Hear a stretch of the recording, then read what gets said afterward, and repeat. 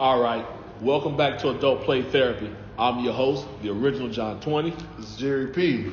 And man, we are here at this beautiful establishment, Hooters, Cedar Hill, Texas. We are very happy to be here, very excited. Yes, sir. Thankful for them for sponsoring us, allowing us to shoot our videos here. And we are also... We're excited about these guys too. Yeah. Oak Cliff Bourbon Whiskey. You know, we're trying to get another sponsor under our belt.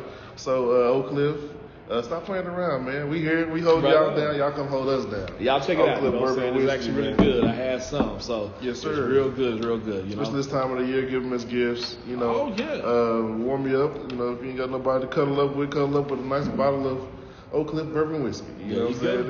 It'll do the trick. Yeah, help us just fly off the shelf so they know, we the reason why, it left so fast. Yes, right? sir. So yeah, Oak Cliff Whiskey, y'all holler at us, man. www.oakcliffwhiskey.com. That's it. All right, that's it. What we got, John? What we talking about now, man? The topic right now is men after being burnt by women that we spoil. What are the expectations in going into the next relationship? I know a lot of women are saying that men need to bring something to the table, do this, do that, but I feel like there are a lot of men out here that tote the bill, you know what I'm saying, that do things, that are always punctual, always on time, and I think a lot of women out here are just taking advantage of that, Yeah. So now that you've burnt a man who has no problem toting the bill, who ain't got no problem taking care of your kids, ain't got no problem paying your water, light, and rent for you, ain't got a problem gassing up your car for you, ain't got a problem taking you shopping, feeding you. You done messed over that, and that's what you say you want. Yeah, I can actually speak to this pretty clearly and transparently. Right. Well, I was married before I was married now. Right. And my ex, any woman that I win, I'm a spoil. Right. I'm a spoil, but I think where I messed up in that relationship was I was doing my rendition of spoiling her, opposed to her letting me know, okay, spoil me like this. Right. So I don't know. I can't read a woman's mind. Right. Now I'm a little older. I'm a little wiser. So now I, kind of seek those things out, and the communication is there. So she tells me, okay, this works for me, or this doesn't work for me, or so we have a clear communication and a transparent. Set of, we got a clear communication between one another, so we can clearly see, okay, this is what spoiling me looks like. Got it. Not this, not like if I cook you dinner and all this kind of stuff. It's like, last time they'd be like, well, the food all right. Gotcha. Go clean up and stuff. Well, it's all right. Right. Because that wasn't really her, her rendition of what spoiling me looks like. So I had to really, as a man, take a step back and realize, like, look, this is what I need. I need somebody to communicate with me and let me know how to spoil it. Gotcha. Is it the Birkin? Is it, rubbing your feet? Right. Is it, like taking you out on, nice dinners and stuff like that? Or is it, getting away from the kids for a while, letting you have your R&R time? So, just understanding that part of it is a big part of manhood. And in a relationship, if you want to be in a thriving relationship, you got to understand how to spoil the person that you're with. It's not one size fits all. All women aren't monolithic. They're not the same. So, you can't treat them the same. I like that. What you think? Well, I am I'm a candidate. I probably got to be the in this club, I'm probably the vice president. You know what I'm saying? Spoiling. I've been labeled an all-out enabler, and I think at the end of the day, it has made me kind of redirect focus when it comes to getting into a relationship with another partner or whatever. But, man, I've dated women, and I've done the most, man. I'm talking about I've bought cars, I've put them in apartments, I've furnished fucking apartments, bro. Man. I'm talking about I've taken them on trips, you know what I'm saying, overseas, around the world, it feels like, it's like I'm that type of guy. I'm the guy that if you with me, like, I'm a fun guy. Yeah. So I need a fun woman, and I'm not going to lie to you, pretend like the ones that were with me were all that fun, but, I just don't think about myself. If I go to the store and I buy a pair of J's, I want a woman so I can buy her a pair too. You know, if I buy a pair of kicks, you know what I'm saying, like a nice pair of dress shoes, shit, I'm gonna buy her a pair of dress shoes. You know what I'm saying? Like she gonna get her heels. You know what I'm saying? Like if I get some Louboutins, yeah, I'm gonna buy her a pair of Louboutins to match. Like that's me. I'm the one that need that perfect partner. And I mean, I know there's no perfect person, but yeah, I spoil. Perfect person for you. Right? Yeah. I spoil. I buy shit. I cook. I clean. I've said on the show before. Yeah. I kind of go all out. I'm one of those all the way in. You know what I'm saying? And sexually, God dog, the sessions there can last for hours, all night long. Yeah. I go all the way out, man. I go all the way out, and I'm like, I'm real with it. Like, you know what I'm saying? I don't get tired. Like, the shit is not, there's no fade in me. Like, it's like, I'm focused. I'm focused all the way to the point where I'm like, all the way to the point where it's like, damn, bitch, you ain't doing nothing in return. You know what I'm saying? You know what I'm saying? So, I kind of take a tough road down. How is, like, maybe being burned before affected, like, you going forward with the future relationships? You know something I like to say to myself, and I like to tell my relationships, man, I don't want to change from me being who I am, because I don't want to hinder the right woman if she shows up, you know what I'm saying, from receiving, you know, the diamonds and pearls like everybody else receives, right? Yeah. But I have pulled back a little bit, you know, like that first 6 weeks or that first, you know what I'm saying, 2 months or 3 months of us dating or whatever is a little bit more conservative now. Okay. You know what I'm saying, like, you know, hey, you know, I like y'all, I like the way you look. Now I'm looking to see, when I pay the bill, if she's grabbing for the ticket, or if she's like, well, no, I got you next time, you know what I'm saying, or whatever. Or I'm trying to see, you know, where her mindset is. Because you got to understand something. When you got men like myself, there's others out there that are quick to spoil a woman, you know what I'm saying, quick to be like, you know, hey, baby, you know, you're a good-looking woman, but, you know, hey, let me go and get your hair done this week.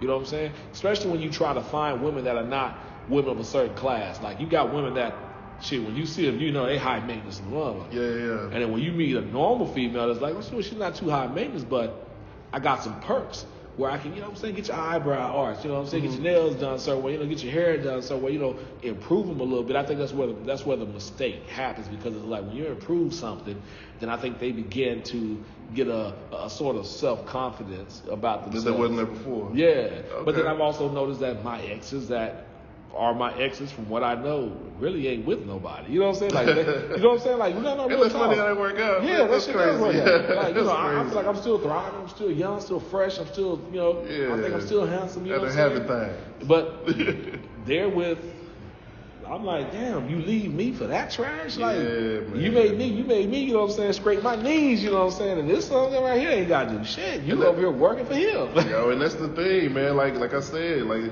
it's all about learning that person and, you know, what spoils them, just like what spoils you. Right. And having that give and take, man. Once you got that give and take with somebody, that's it. So I want to ask you, all right, after going through your first marriage, you know what I'm saying, I know a little bit about it, you know, and dealing with, you know what I'm saying, the situation you dealt with. Yeah. When you moved forward and you got into your relationship with your wife now, were there some setbacks and some drawbacks? Were there some things, some red flags that make you think like, damn, well, that didn't happen back then? Or, okay, well, I might need to pay attention to why she said that or did that? Nah, because what I came to realize very quickly that those were two different women. Like, they couldn't be more different. Gotcha. You know what I'm saying? And I went into it with a clear head, because after my divorce, you know, it wasn't any you know, acrimonious events that happened or any hatred there, you know, and I still kept in contact with her son. You know, his birthday just passed. Happy birthday, Jaden. Hey, but, happy birthday. You know, everything was cool. So I went into you know, it took a little while, you know, before I got into another relationship. But once I got into this relationship, I almost knew immediately that this woman was different. Right. Because there were women, you know, coming, trying to hang out and kick it, and you know, going out and having drinks or having dinner and stuff like that. This shit was cool, but when she came around, I'm telling you, like, almost immediately, I was like, damn, this is everything I was looking for. Right. This is everything I was looking for the first time. This is everything I was looking for before I was looking for it. So, yeah, from the very beginning part, man, it's almost kind of crazy how quickly that happened, man, because she came in not requiring anything. She ain't need nothing from me. And actually, she was giving. You know what I'm saying? So, and it was like, you know, I ain't never been spoiled before as a man, because I was the one trying to do all the spoiling. Right. She was just spoiled. And, you know, it got to the point to where it was like, man, I don't really need nothing but just to be around you. That's what's up. So just spoiling me with her presence, man. So who's older? She's older. She's older. Okay. She's older. But Yeah. do you think that takes that plays a part into that? Because when I'm gonna say it like this. I'm older than all the women I've dated, all the women that I've spoiled. I'm older than all of them. I've never dated a woman that was older than me in my recent years. When I was younger, I dated a woman. I think she was probably the best that I've been with, and I don't know why I didn't stay with her. Well, I was young too. We had some things that was going on, but yeah, I guess she was an older woman. I mean, being an older woman, she was a little bit more mature when it came to balancing things out. Yeah. But I guess when you date younger women, do you think that might play a role? Was your first wife younger than you? No. Actually, my first wife and my current wife are the exact same age, and the only difference is like a month.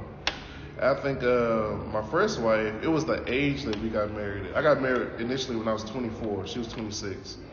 I got married this time when I was 29, and she was 31. So, yeah, like it was... I don't think it's the age differential, but it's the maturity of a person. Yeah, okay. The maturity of a person, because I mean, the character of a person, the kind of person they are, because there's certain red flags that you see initially that you kind of ignore, but those are the ones that I'm actually looking at now, because you can kind of tell when you get in a relationship with someone when they approach you with, so you want to go to dinner.